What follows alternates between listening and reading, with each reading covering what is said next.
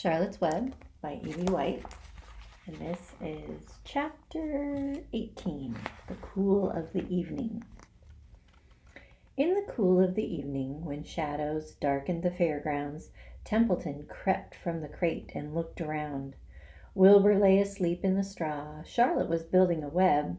Templeton's keen nose detected many fine smells in the air.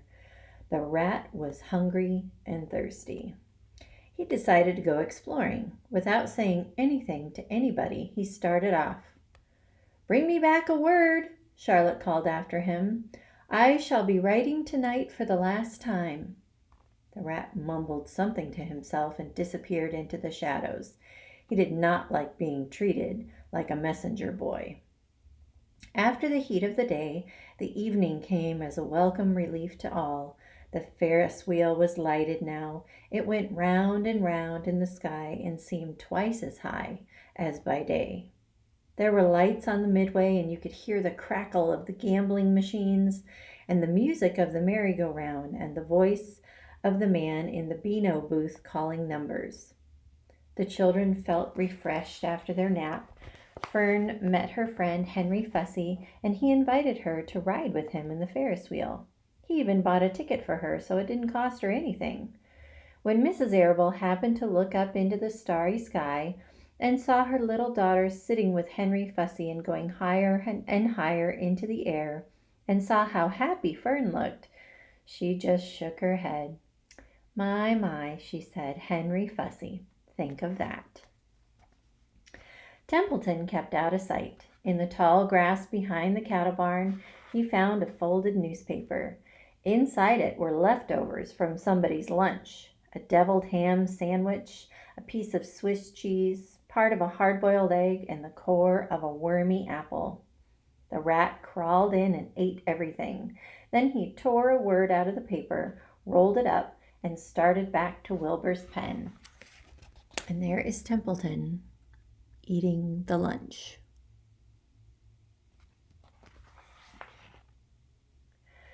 Charlotte had her web almost finished when Templeton returned carrying the newspaper clipping.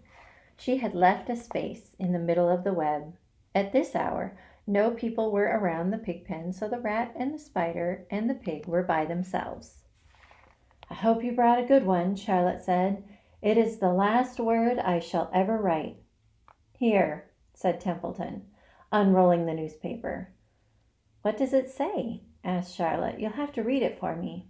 "It says, 'Humble,'" replied the rat. "Humble," said Charlotte. "Humble has two meanings. It means not proud, and it means near the ground. That's Wilbur all over. He is not proud, and he's near the ground." "Well, I hope you're satisfied," sneered the rat. "I'm not going to spend all my time fetching and carrying. I came to this fair to enjoy myself, not to deliver papers." "You've been very helpful," Charlotte said. "Run along if you want to see more of the fair." The rat grinned. "I'm going to make a night of it," he said. "The old sheep was right. This fair's a rat's paradise. What eating and what drinking, and everywhere good hiding and good hunting. Bye-bye, my humble Wilbur. Fare thee well, Charlotte, you old schemer. This will be a night to remember in a rat's life."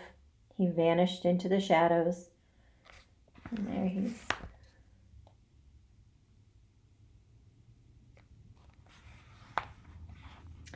Charlotte went back to her work. It was quite dark now.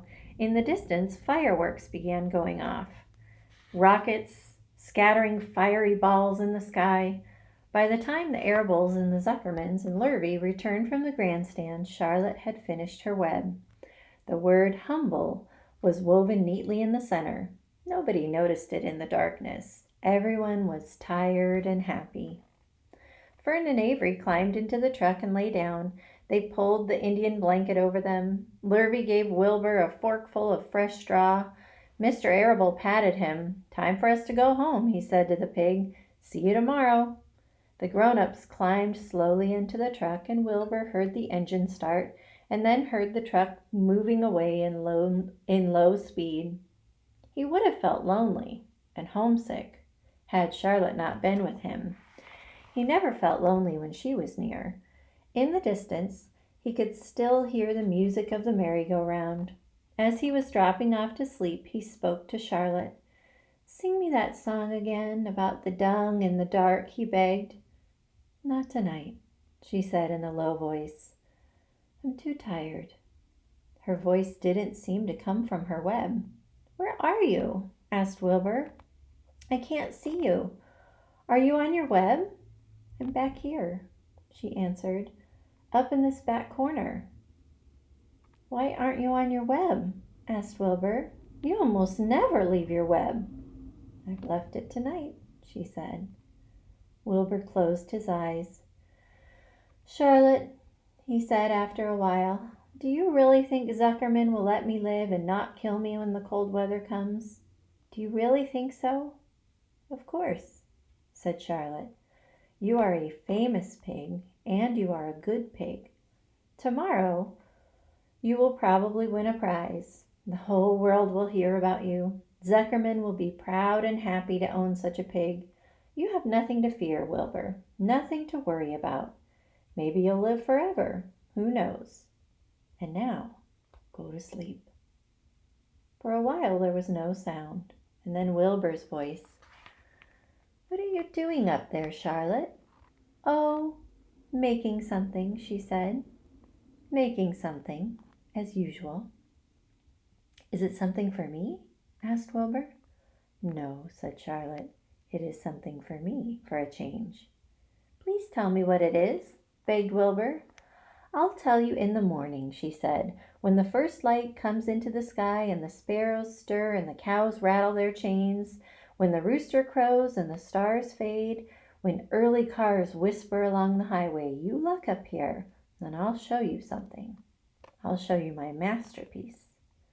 Before she finished the sentence, Wilbur was asleep. She could tell by the sound of his breathing that he was sleeping peacefully, deep in the straw.